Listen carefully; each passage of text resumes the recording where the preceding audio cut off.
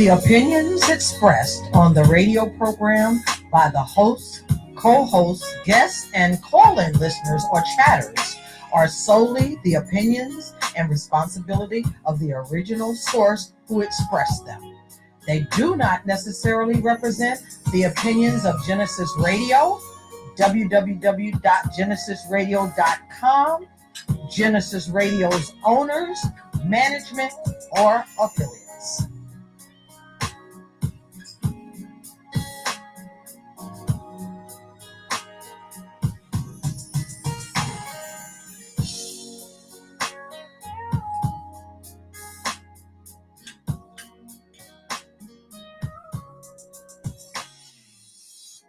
It's another Thoughtful Thursday, and you're on the air with Reason for Reason, and I'm your host, Ron Yates. So we've been away for a little while, dealing with some family issues. I think issues that we all go through at one time or another. You know, we get family members sick, friends, close friends, like who also like family. All family isn't family by blood.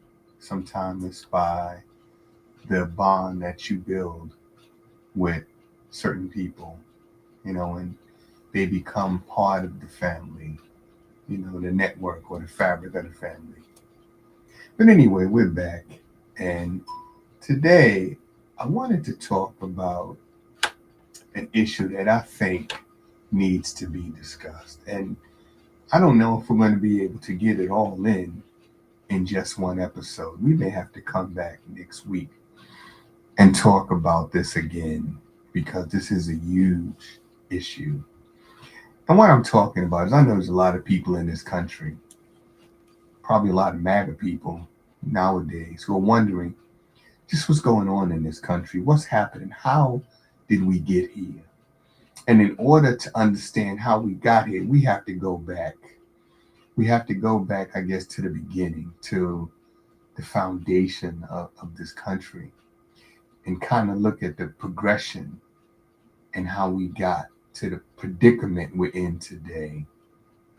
Now, I wanted to send this address pretty much to, in fact, I'm going to call this a heart-to-heart with my Caucasian friends, because there's a book written, I think it's by Carter G. Woodson, called The Miseducation of the Negro. And that book talked about how Black people in this country were underserved by the educational process and the educational institutions.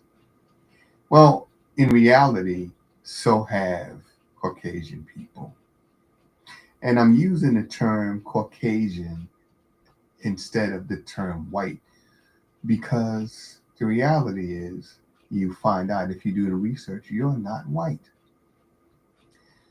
We talk about white privilege and things of that nature. But the truth is, Columbus sailed in 1492. Of course, his discovery is a misnomer, because he never set foot on any piece of land that would ever become the United States of America. Can't really discover a place where you've never been. That's kind of what I mean about the miseducational process in this country. It's done for a reason. But now, at this critical time in our history, we need to go back and re-examine things, and the truth needs to be told. So 1492 was a pivotal year for Europeans. Europeans were pretty much bottled up in Europe, fighting each other, that sort of thing, fighting for territory, for resources, which limited in Europe. Well, Columbus, or Cristobal Colon, takes off, and he said he's headed for India, ends up in the Caribbean, and begins a race for treasure, a race for souls, human beings, and a race for resources for Spain and the other emerging European powers. Well, here's the thing. We know that Columbus landed somewhere around the Bahamas about 1492. Well, one thing about Columbus and his men, none of them considered themselves to be white. In fact, the term white didn't even exist. The idea or concept of race wouldn't be introduced till later. The people that were here or that landed with Columbus, his men, Columbus himself, they just consider themselves to be Spaniards. Now, people say, well, Columbus, he was Italian. Okay, that's debatable. But the men that were with him primarily were, subjects of the Spanish crown, and they considered themselves to be just that, Spaniards. Well, once this new discovery, if you want to call it that, was found, all the European or major European powers were racing to get here because there was land, there was resources, and there was people that they could exploit. Well, according to Jacqueline Badalora, PhD, who wrote a book, talks about the invention of the white race, she said that there were no white people in this country till 1681, almost 200 years after Columbus landed in the Bahamas. How could that be? Well, as I said, Columbus nor any of his men considered themselves to be white. So where do we get this from? Well, somewhere in the 1680s, a man by the name of Nathaniel Bacon, he was involved in a dispute with some of the indigenous peoples, somewhere around Virginia, Maryland area. The dispute was over land territory. Well, he went to the governor general who was in charge of the territory to settle the dispute. Governor General, well, didn't want to be bothered. Bacon decided, well, if you're not going to settle this dispute, then I'll settle it my way. And it led to an armed conflict. Bacon had a small militia made up of European, indigenous, and African. Well, the Europeans, or in this case the English, looked at Bacon's militia made up of different people, different skin tone, different cultures, and they realized the danger associated with them coming together. Just as they recognized the danger of us coming together today. So the British said, you know what we're going to do? We're going to divide them. We're going to keep them divided for centuries. And how we're going to do that is we're going to come up with a new classification for human beings. And we're going to call them white. And then there were the first, incidences of white privilege. A lot of people say it doesn't exist. Well, when they created this concept of whiteness, there were incentives involved, and that's where the privilege comes in. So if you were white and you now wanted to own property, you had the ability to do that. If you were married to a black or indigenous person, which are pretty much interchangeable, the law said that you would revert to your prior status, which means you go back to being a slave or an indentured servant. Well, who would want to go back to that? Now, I know our president, Mr. Trump, is going around trying to close museums like the Smithsonian because in his mind, well, slavery wasn't that bad. Well, Mr. Trump, clearly you are miseducated as well. This was the worst form of slavery man was ever subjected to right here in this country. And if we're going to be honest and truthful and forthright, then we got to tell the truth. And sometimes the truth hurts. A lot of people have been hurt by the lies. So it's time to shed some light on the truth. Well, these folks that now consider themselves white could now leave the plantation. Some of their indentured servitude, some of the remaining years were just written off because the British understood there were millions of indigenous people here. The number of Africans being brought into what would become the United States, a growing number every year. And then you had the poor whites who came here in search of fortune, owning land, being able to grow their own crops, have their own plantations, create a future for their families. Same thing that people want to do nowadays. Well, the British said, you know what? It would be very, very difficult for us to defeat a united front that large. Just think about how many people were here at that time. You know, they said that Columbus, in his Catholic priest journals, they said that when they first arrived into the area of the Bahamas, Father de las Casas estimated there were about 2 million people. Well, if there were 2 million just in the Bahamas, just imagine how many were here in what would become the United States. How would the British manage to defeat a force that large? Well, the only way would be to divide and conquer, to tell or to create the idea of white supremacy, that you are better than the man that you served or enslaved with on the plantation. Just weeks ago, prior to this new whiteness, this was your neighbor, your brother-in-law, your sister-in-law. Now, you're better than him. You're better than her. You're better than the indigenous people. So these incentives that was the start of white supremacy and the start of white privilege is what caused the separation that exists to this very day. And the government, and I'm talking about our government, not the British anymore, but our government, is using the same tactics to this very day. They don't want to fight a united front of people of all skin tones.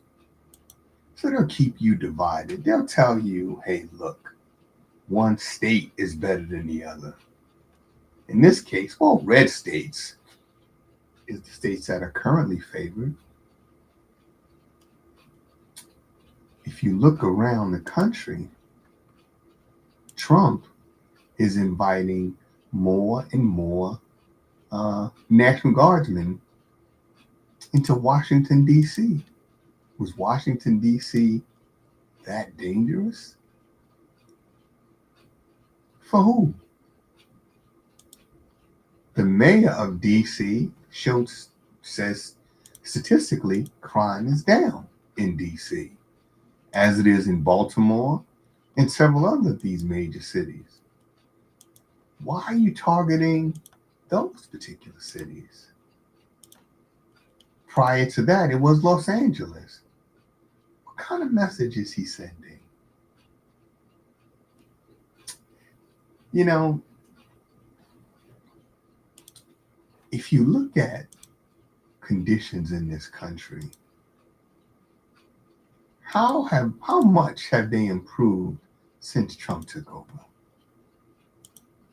8 months in, and he said within weeks of him taking office, or matter of fact, within days of him taking office, this war between the Ukraine and Russia would come to an end. Well, he can't even get them to the bargaining table to sit down to discuss a ceasefire. He said he would lower the cost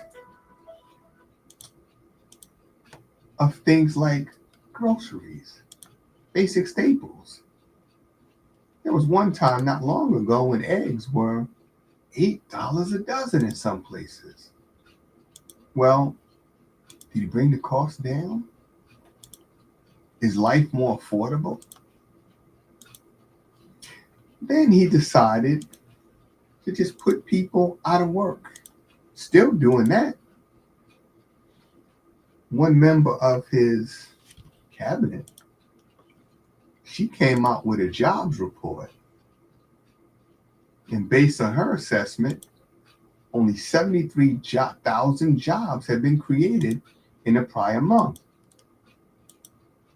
Trump decided, oh no, those numbers are wrong. And he fired the woman. How do you know the numbers are wrong, Mr. President? Are you going out canvassing? Do you know how many people entered the job market? Despite everything that's going on in this country, and things are deteriorating very rapidly, there is still a core group that supports Trump no matter what. Some of these people, and it's kind of interesting, they talked about Joe Biden, and I don't care because I'm not Democrat, I'm not Republican, it don't matter to me. Every bird has two wings, and they say one's the left wing, one's the right wing, but it's the same bird. So I'm not fooled by either. But they talked about Joe Biden, said he was creepy Joe.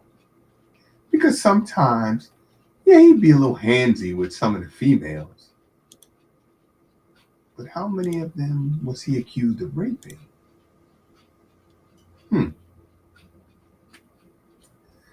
Trump said that, and he kind of opened the door himself when he talked about the infamous Epstein file. He promised that he would show the world who was in the Epstein file, that he would make those guilty individuals pay for harming children. Some of the horror suffered by these children, Trump would ride in like the new sheriff in town and make everybody pay for their indiscretions. His hand-selected Attorney General Pam Bondi at one time said, I have the Epstein file on my desk.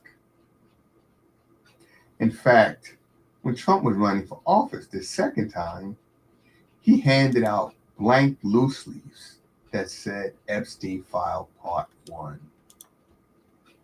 Well, his MAGA base, they tuned in. They listened carefully. And now they want results. They want to know not just what's in the file, but who's in the file.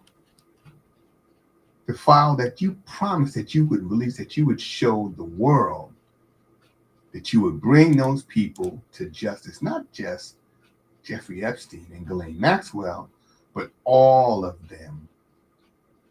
And now the man who introduced this idea, who said he was going to show the world, now he's the one saying, well, you know what?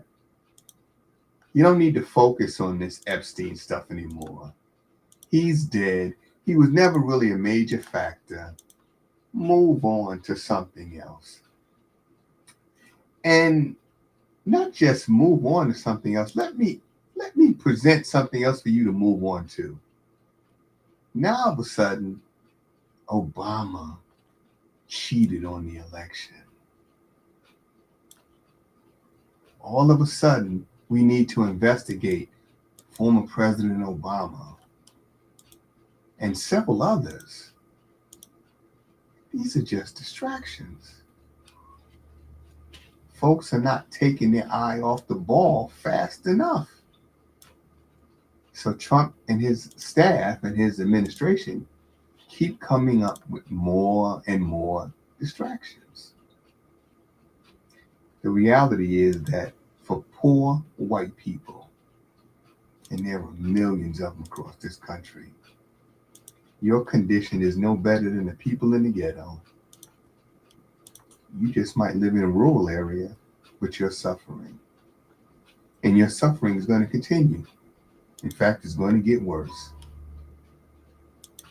That big, beautiful bill that Trump has been touting, that's the bill that's going to lead to the downfall of so many poor and hardworking people in this country. Those that rely on Medicaid and Medicare, those that rely on food assistance programs to get by. Those programs are being cut. Look at all the programs that are being cut. Who do these programs benefit? For wealthy people, they're getting a $4 trillion tax cut. What are you getting? What makes a white man today, or Caucasian man, more accurately, thinks that he is better than a black man or a brown man today? What do you have that no one else has? What sought after prize do you have that everyone wants? Oh, I know Trump has told you that you're the salt of the earth, that you're a great people. Right.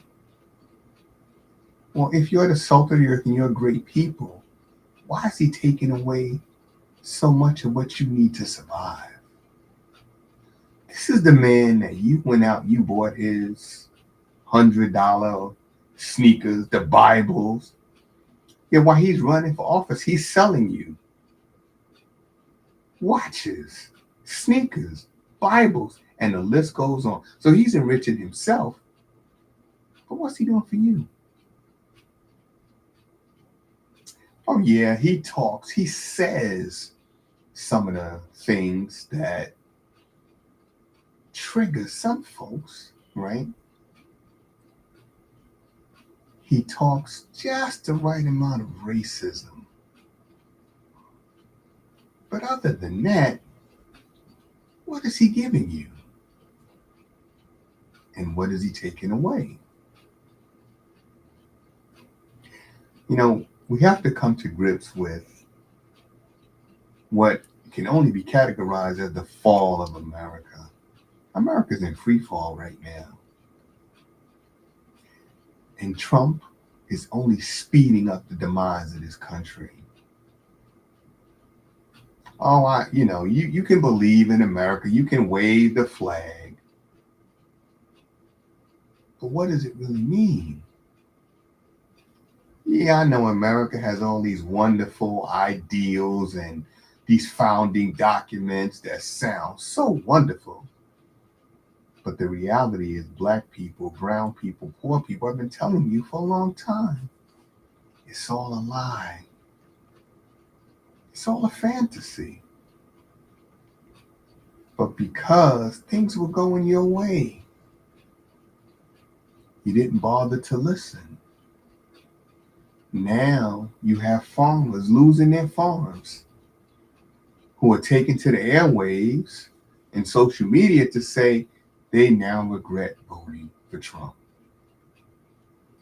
Business owners that wave the Trump flag, well, now business is suffering.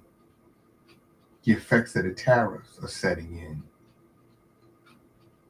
Some of the major cities, New York, Los Angeles, Las Vegas, Miami, and a host of others, tourism way down. People are being let go. Nobody occupying the rooms. Don't need the people to clean the rooms. Don't need the front desk people. That only further shrinks the U.S. economy. What do you think Trump is going to do to turn this around? Do you think he really knows what he's doing? Somebody needs to explain to me how kicking people off the payroll, firemen indiscriminately, how is that making America great again? the tariffs and the ongoing fiscal wars. How is that working out for us? Some of the major retailers like Walmart and others are saying, listen, we can't absorb the cost of the tariffs anymore. We're going to now pass that along to the consumer. And if prices aren't high enough for you yet, stand by. They're going to get a lot higher. Just wait till the holidays roll around. Every year, for the past maybe 30 years, the cost of holiday foods have gone up dramatically. By November, December, the tariffs will really have kicked in. And we'll see the real cost of things when the retailer now says, nope, consumers have to pay the cost. See, Trump had you fooled. He told you, no. The other country pays the tariffs. Well, for those of you that believed him, well, you're going to find out soon enough who's going to pay those tariffs and how much it's going to hurt your bottom line. You know, when Bill Clinton was president, for those of you that can remember, he commissioned something called the Human Genome Project. And what they did was they basically compared DNA, human DNA. And they found that it was pretty much 99% or so the same. And yet, you still have people in this country that think that they are better than the man down the road or up the street. But one thing Trump does, he's the great equalizer. See, when you take away programs from everybody now has to look at their situation and look at the situation of the people around them. And then they'll begin to recognize my situation isn't much different than the guy across the street or the guy on the other side of the tracks.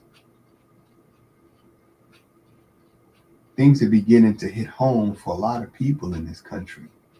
I'm talking about Caucasian people who have been fed just a slew of lies throughout their entire lives.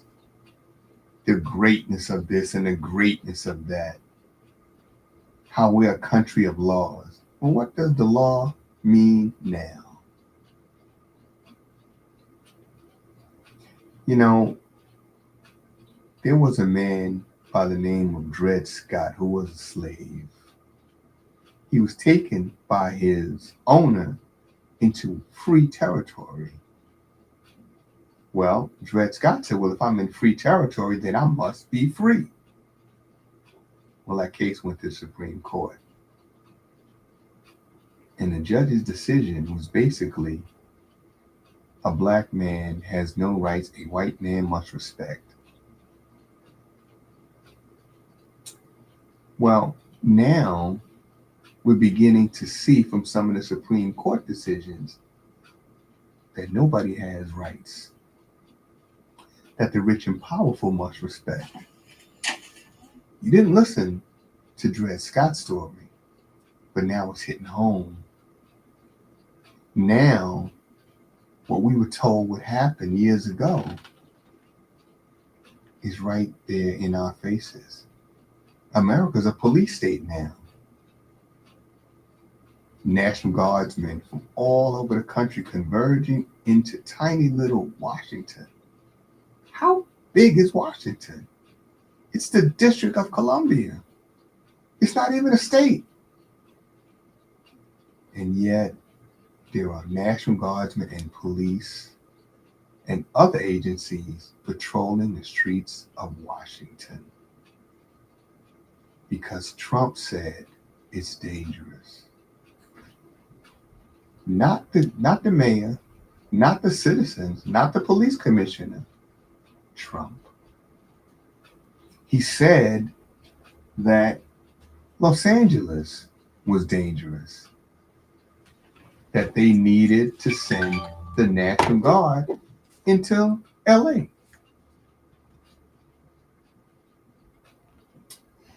You know, folks, the reality is, I don't care if you take 1,000,000 cops, if you hire 1,000,000 cops and deploy them throughout the various large cities and even some of the small towns, it ain't gonna change nothing. Or you're gonna lock a lot of people up. But the reality is, the problem is two-pronged. You need to provide people with jobs. If you give a person hope, you give them something to believe in, and you give them a real tangible job where they can come home and put food on the table, if they can pay their mortgage, if they can one day send their kid off to college, crime will drop. We've known that for generations. But a lot of our prisons now are privately owned. They don't want to see people rehabilitated. They like the frequent flyer program because you keep coming back making more money for them, for corporations. You know, when I was growing up, just about every ball field, whether it was football, baseball, basketball, was named after an individual, a person. Who owns the stadiums now? Who owns the arenas? If you look at the teams, the logos, who are these people advertising on the team's jerseys? Everything has become commercialized. Everything is about money. And for those of you in rural America, in major cities, if you think Trump cares about you, then you really need to hear this address. You need to turn off Fox News and tune into Genesis Radio. Trump doesn't know you. You don't have anything in common with him. Oh, I know, it's the skin color, right? Not even that, because for the most part, Trump is pretty much orange. But other than that, there's nothing else. You don't run in the same circles. You don't have access to the same kind of wealth or influence. You don't know the same people. And if he cared about you, why would he take away your health care? He talked about how bad Obamacare was, and sure, you know, every program in this country needs some work. Every relationship needs work. Marriages, friendships, business relationships. It takes time. Constantly rebuilding, reworking. So yeah, Obamacare had many problems, but it gave people who had nothing health care. And now that's going to be gone soon. Is that an indication of somebody that cares about you? Just weeks ago, well, months ago now, Trump decided that he was going to shut down the USAID program. I think USAID might have been 1 or 2% of the US budget. How much are you saving by shutting down USAID? Well, okay, fine. You think that's going to save you a few pennies? Have at it. But the problem was there was food that had been earmarked to be sent abroad. The Trump administration decided to incinerate the food. There's people in this country who are hungry. I'm not talking about Africa. I'm not talking about Asia. I'm not talking about the Caribbean. I'm talking about right here in this country. People that Trump called the salt of the earth, some of them are hungry. Some of them could have used that food. Some communities could have been saved if that food had been distributed to them, but instead it was incinerated. Who burns food?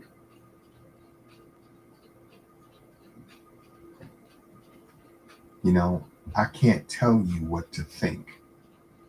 I can only point you in a direction. The reality is, most of us aren't thinking.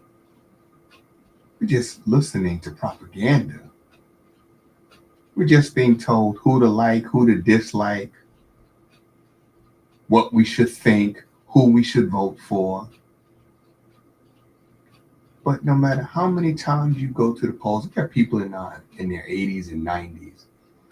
We have, people 100 years old who've been voting since the 50s. But what really changes? Right now, down in Washington, you have the Democrats and the Republicans. You only have two choices, which is really one choice. Of the 535 members of Congress, how many of them do not support Israel? What, maybe 5, 10? How many of them are not taking money from AIPAC or the JDL or the ADL or some other member of the Israeli lobby? How many? A bill was passed last week that is going to provide assistance to former Israeli soldiers. Yes, they have dual citizenship, but they weren't in the military here. They were in the military in Israel. American veterans who come home from places like Iraq and Afghanistan, who wait months to see a doctor, who can't find a job, who are fighting tooth and nail to get their benefits that they earned. They're fighting for those. But Israel is going to get them, funded by American tax dollars. Is that how we're going to make America great again? By giving away America's hardworking American tax dollars to Israel to fund the genocide and then to pay their veterans? What the hell is going on here? Whose great idea was this? Folks, you need to open your eyes. You need to realize you've been lied to. You've been deceived. You've been cheated. Cheated out of your future, your children's future. You've been saddled with debt, $37 trillion and rising. You can't afford to send your kids to college because that cost goes up every year. Basic food, staples. Can't afford those. There was a time when we had supermarkets like A&P, Pathmark. Now you find a lot of people shopping at secondary stores like Dollar General because they can't afford to shop in these larger stores, the chain stores. Why is that? The government tells us that a weak dollar is good, on foreign markets. But damn it, we're not in a foreign market. What is the weak dollar doing for us? It's destroying us. Some retailers in this country will not accept U.S. currency. How does a country become great when the retailers won't accept their own currency? The American dollar, which was once the envy of the world. Everybody wanted the dollar. It's the world reserve currency. Well, if you look at the strength of the dollar now, it's probably number 8 or 9 and falling fast. the most powerful currency or strongest currency right now is found from countries in what's called the Middle East. It's not even the British pound anymore. They've been eclipsed by people that were called sand N-words. Ain't nobody call them that anymore. You look at Gulf, LIV, that's the Arabs. If you're a Knicks fan, you look at the jerseys, it says Abu Dhabi. That's the Arabs. Arabs, with all of their oil money, have trillions of dollars in 6 banks, and 5 of them are in New York City alone. That's what keeps this economy afloat. If the Arabs pull their money out, America dies. And not a slow death. You see the stock market crash like never before. In Africa and other places, but primarily in Africa, the former colonial powers are being kicked out left and right. France was told to pack up and go home. And there are others that are falling in line.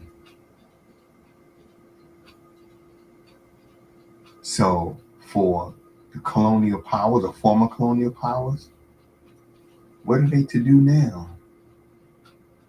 The territory that made them rich don't have it anymore.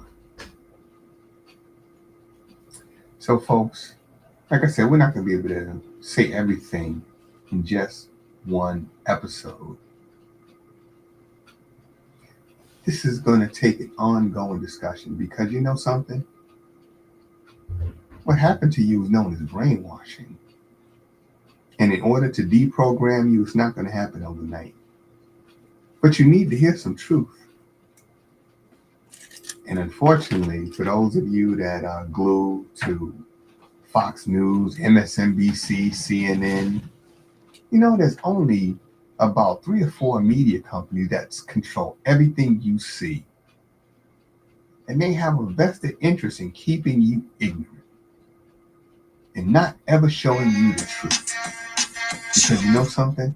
If you really knew the truth, if you really were aware of what was going on in this country, it would lead to a revolt. That's why the military is in the street, to keep you afraid of standing up for yourselves, of fighting back against a government that is out of control. One last thing I will say. We're not headed toward authoritarianism. We're already there. For those of you that are staunch supporters and believers in the Second Amendment, make no mistake, no dictator has ever been able to maintain a grip on power when the population is heavily armed. Oh yeah, I know you thought it was Obama and the Democrats that were going to come after your guns. No, you were wrong. Just watch. Watch who begins to disarm the American people. And I know some of you are saying, oh, like Charlton Heston over my dead body. Well, there will be a lot of dead bodies. That goes without question. No revolution is bloodless. And, you know, there was a great brother and singer performer. He said the revolution will not be televised. Maybe it won't, but the genocide is being televised. And what are we doing about it? We see the bombing. We see the children blown to bits. We see the horrific injuries. And yet, what are we doing about it? What do we have to say about it? We think it doesn't apply to us because it's not happening here. Well, it does apply to us because every bullet that is fired, tax funded. Every bomb that goes off, tax funded. The blood is on our hands, whether we're firing at these children or not.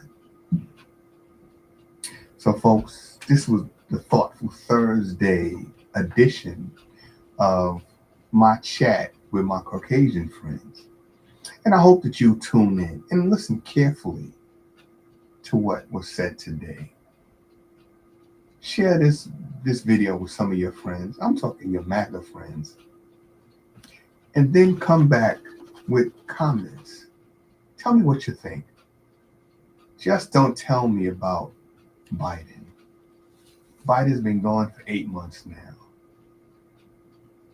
He's not the problem anymore. Whether you want to admit it or not, your problem is the man you elected, the man you supported, the man you went out and bought all of his garbage, his sneakers, his Bibles, and everything else. A lot of this stuff made in China. He tells you China's the problem, but just look at where his ties come from, his shirts, his hats. Just look. Read the labels. Shouldn't those hats be made here? He talks about bringing American jobs back. Why the hell isn't he bringing back manufacturing to make his MAGA hats, to make his ties, to make his suits, to make his sneakers? So he talks good game, but everything is being produced overseas, imported into this country, and then sold at ridiculous profits for him and his family. So, folks, we hopefully will be back here next Thursday for another Thoughtful Thursday, so we can get right back into this conversation.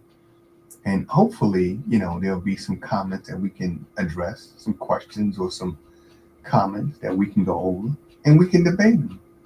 Because that's what it's about, right? All this acrimony and hatred, it ain't getting us nowhere. There was a time when people could sit down and talk about things. Didn't have to pull out a gun or a knife. You just sat down and talked. And you know what? You learned to agree to disagree. But that was America that had hope. America that had promise. Today, America has chaos and violence. And unless the American people do something to change that, well, the America that you knew is done. The world that you lived in, well, that's done too. Now you have other countries on the rise. Big one is China. And you see Africa on the rise, India on the rise. Whether you want to accept it or not, there's a scripture that says you reap what you sow. We never thought it would happen. We have a section of this country called the Bible Belt, which happens to coincide with some of the former slave territories, the people that did not want to give up other human beings and set them free. And now they call that area the Bible Belt. Well, folks, we're going to talk more about the Bible Belt and what has been happening in this country and where this country's headed. We're going to get into that on another episode of Reason for Reason. And I will see you next week right here on Genesis Radio, Reason for Reason. Good night.